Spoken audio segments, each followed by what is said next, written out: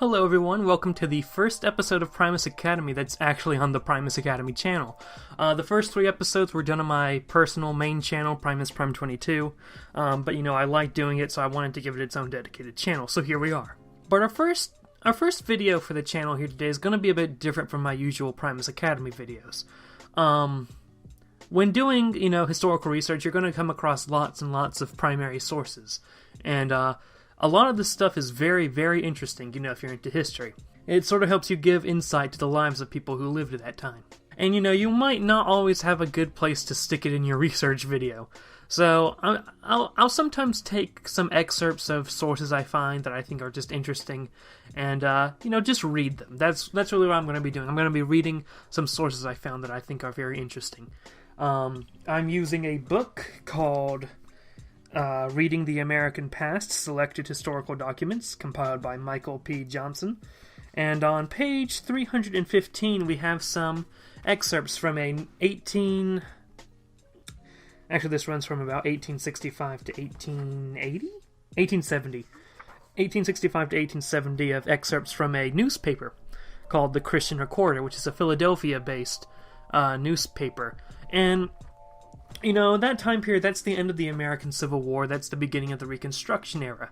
That's when many black Americans were freed from slavery after the Civil War.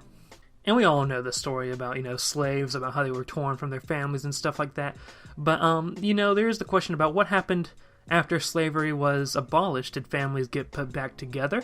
And really, if you did, you were lucky. But in this group of excerpts, we're going to see how some people tried to use newspapers and, just sent out almost like you'd see a wanted ad or something like that, like, looking for my family. And, even though it's a Philadelphia paper, these excerpts, really, these articles, I can't think of the right word for these ads looking for their families sort of span across the United States. So, I think I'll just read this stuff for you, in case you guys are the type of people that find this stuff interesting. Because I'm reading an excerpt, there might not be much on the screen. It might be a still photo, it might be a slideshow, who knows. But, here we go. Advertisements from the Christian Recorder, 1865 to 1870. January 25th, 1865. So this would be before the Civil War ended, but, when the Civil War is on its last days. Information wanted. Jacob Brown wishes to find his sister and friends from whom he was sold about 8 years ago. He belonged to George Fisher of Hardy County, Virginia, near Moorfield. His sister, Louisa, who was sold with him into Louisiana, had been back home once. She left 3 children, named respectively Peter, Isaac, and Moses. She is in New Orleans and is anxious to hear of them. Another sister remained, named Arena, or Arenier, whose husband was named Paul Peterson. His uncles were Richard and Jacob Cassim, owned by McCoy. Any person knowing anything of them will confer a great favor upon the undersigned, who is their younger brother, and who escaped from imprisonment in the jail at Winchester, Virginia, by writing such information as shall unite those separated by slavery. Respectively, Jacob Brown, Baton Rouge, Louisiana. July 29th, 1865. Information wanted. Information is wanted of Cairo Robinson, who left Liberty, Clay County, Missouri, about 4 years ago, to join the Union Army at Wyandotte. Wyandotte?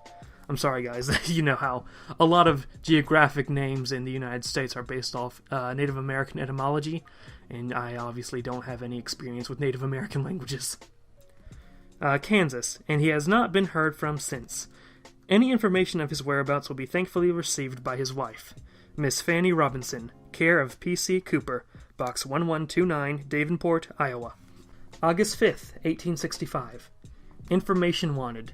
Edith Chappell left Columbia, South Carolina, on February 20th, 1865, with the army of General Sherman, from the residence of Miss Henry Lyons. Her aunt, Fanny Bostick, can be found with Mr. A. L. Hart, 827 Lombard Street, Philadelphia. November 18th, 1865. Notice. Information wanted of my 2 brothers, Nelson and Wesley Smothers, and my 6 sisters, Mary Ann Russell, Harriet Matilda, Elizabeth, Henrietta, and Cornelia Smothers. They formerly belonged to Ruth Rigla, who resided 2 miles from the old Harper's Ferry Road, Frederick County, Maryland. In 1837, we were all sold to South Carolina. I have not seen them since. Any information will be thankfully received by Reverend Cyrus Bowie, Oswego, New York. March 10th, 1866. Information wanted. By a mother concerning her children. Mrs. Elizabeth Williams, who now resides in Marysville, California, was formerly owned, together with her children, Lydia, William, Allen, and Parker, by one John Petty, who lived about 6 miles from the town of Woodbury, Franklin County, Tennessee. At that time, she was the wife of Sandy Rucker, and was familiarly known as Betsy, sometimes called Betsy Petty. About 25 years ago, the mother was sold to Mr. Marshall Stroud, by whom some 12 or 14 years later she was, for the second time since purchased by him, taken to Arkansas. She has never seen the above-named children since. Any information given concerning them, however, will be gratefully received by one whose love for her children survives the bitterness and hardships of many long years spent in slavery.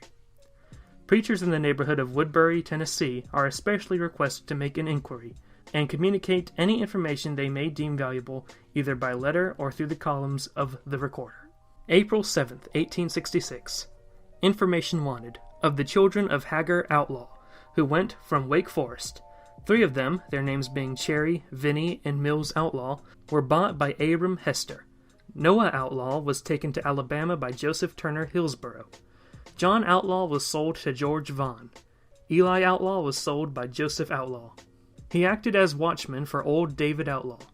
Thomas Rembry Outlaw was taken away by William Outlaw.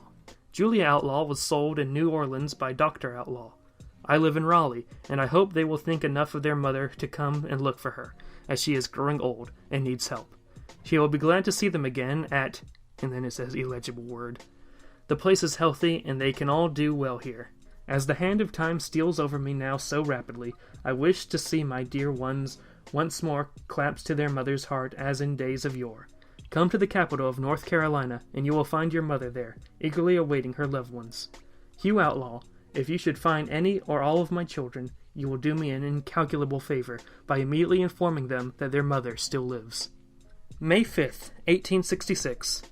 Information wanted of the oldest daughter Jane's children. One son by the name of Andrew, another by the name of Ransom, and another by the name of George, who were taken away from me and sold when they were very small. Also 2 others, twins, one called Martha Ann and the other had no name. The name of the father of these children is Washington. He belonged to a man in Franklin, Kentucky, whose name was Joseph Kearney. The mother of these children belonged to a man in Franklin County, Kentucky, by the name of Seth Ward. Her name is Charity Ward, wife of Washington Kearney, who was killed by a fall from a wagon. Any information concerning any of the above will be thankfully received by addressing W.A. Bookram, Franklinton, North Carolina. June 9th, 1866. Information wanted. Charles Metz wishes to hear from his family. His wife's name is Jane, and his children are named Margaret, Drusilla, Elizabeth, and Chas Henry. He has not seen them for 10 years. He last heard from them when he was in the rebel army. They were at Columbia, South Carolina. He could not get a chance to go to see them. He came on to Philadelphia and is now living here. Baptist ministers at Columbia, South Carolina will please make inquiry concerning the above family. All information will be thankfully received by addressing Chas Metz, care of R.A. Black, Christian Recorder Office, Philadelphia, Pennsylvania. July 14th, 1866. Information wanted. Lewis Wade wishes to learn the whereabouts of his wife, Lucy, and 3 children, named respectively Benjamin, Harriet, and Charlotte. He left them in 1850, they then being in Rockbridge County, Virginia. He belonged to William Thompson, while his wife and children belonged to James Watts. Any information respecting them will be thankfully received by the subscriber at Chatham, Canada West, and heaven will bless the hand that guides the wanderers home. Chatham, Canada West. August 11th, 1866. Information wanted. Phoebe Ann Jackson, formerly Phoebe Nicholas, is desirous of informing her brother Thomas G. Nichols of Galveston, Texas, of her location in Richmond, Virginia. Her proper name was Nichols. She was called Robertson, her eldest brother being known by that name. In the family, besides her father and mother, there were 12 brothers and 3 sisters. Nancy and Peter Robertson were sold to New Orleans. Brother Samuel went to Georgia.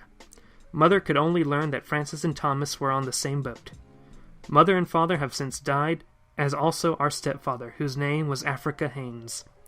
Address, Phoebe Ann Jackson, 1015 Marshall Street, corner 11th, Richmond, Virginia. September 22nd, 1866. Information wanted. Information wanted of the whereabouts of my husband, Richard Jones, and my 2 sons, John and Thomas. We were separated in the woods near a place called Alleywhite in November 1862. I was carried back to Suffolk, by the Union troops. I have heard nothing of them since. We were owned by Burvin Jones of Smithfield, Suffolk, I can do this, County, Virginia.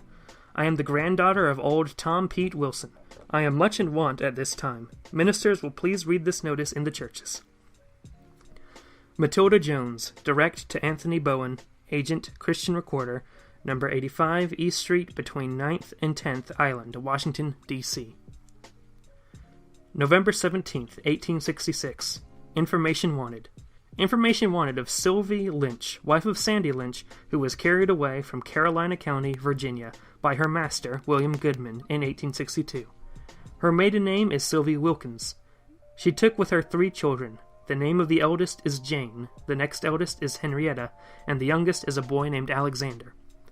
When my wife was taken away, I was in the army, performing the duties of a servant. My wife was formerly claimed as the property of one Nicholas Wilkins.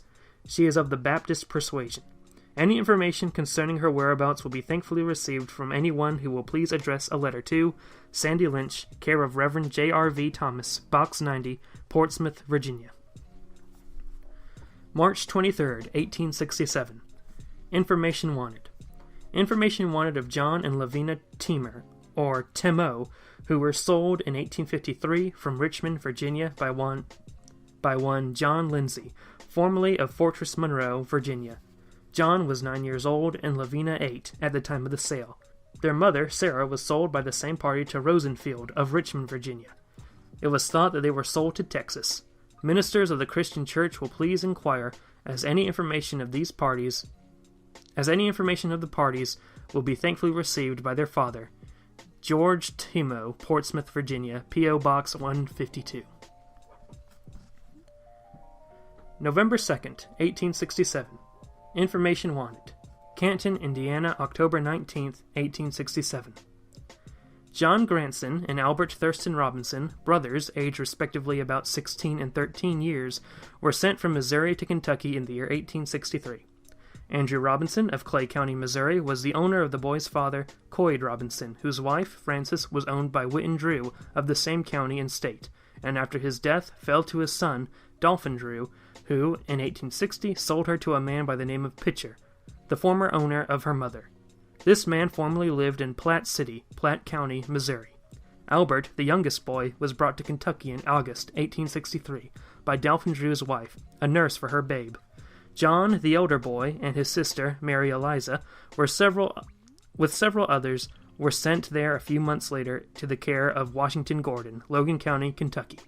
From thence they came back here a few months since, intending to get back to Missouri as soon as possible, but the parents may be elsewhere now. A kind, elderly colored man by the name of Peter Garland has voluntarily taken charge of them, and placed them in comfortable but transient homes, but they wish very much to be united to their relatives. Susan Trueblood. P.S. If anyone should wish further information, they can write to me, and I will give it, if possible. My address is Canton, Washington County, Indiana. May 8th, 1869. Information wanted. Of my son, Charles Blackwell. He was sold for me in Lancaster County, Virginia, 10 years ago, when quite young. He was sold from the estate of Mr. Joseph Beacom to Mr. Lewis Dix, and then taken to Mississippi. I am an old man, and need the companionship of my son. Any assistance in securing information of his whereabouts will be thankfully received. Ministers in Mississippi and throughout the entire country will please read in their churches. Address information to my address, Lewis Blackwell, Lancaster Courthouse, Virginia. April 2nd, 1870. Information wanted. Information wanted of Sara Williams, who I left at Halifax Courthouse, Virginia, about 25 years ago. She belonged to a man whose name was William Early, who kept a dry goods store. Any information of her will be thankfully received by her sister, Martha Ann Good, who was taken away from Nathan Dexter, who kept a hotel at Halifax at 12 o'clock at night when quite small and sold in Alabama, but who now lives at 225 Current Alley, Philadelphia, Pennsylvania. N.B. ministers in the South, please read in your churches. July 2nd, 1870. Information wanted. Of my sisters Jeanette, Eliza, Caroline, America, and Elizabeth, and of my brother Harry. Also of our mother, whose name was Dinah Hickson. They were sold from Liberty, Missouri, over 30 years ago, and the last time I heard of them, they were on the Red River. They belonged to Andy Hickson, and were sold to a man named Francis Benware. Any information of these parties will be gladly received by Moses Hickson. Now Moses Sisney, St. Joseph, Missouri, Box 507. NB pastors of churches will please read this. December 10th, 1870. Information wanted. Of my mother Isabella and my sister Sally, and of my grandmother named Mina. I left them in Georgia about 30 years ago. They belonged to a man named Joe Marshall. My mother belonged to a man named William Bell. They lived near Greenbrier Meeting House. Any information, address Jasmine Bell, Helena, Arkansas. And that's it. I hope you guys found this, sort of interesting. Just sort of some primary sources of some former slaves looking for their families, and how they went about doing that through sort of newspaper sources. Let me know how you feel about, this sort of format, about, reading primary sources that I don't really get to put into a video, or just sources I find interesting on their own. Then, trying to put a video around it would, sort of hurt the interesting content. But yeah, stay tuned for more Primus Academy, and thanks for watching.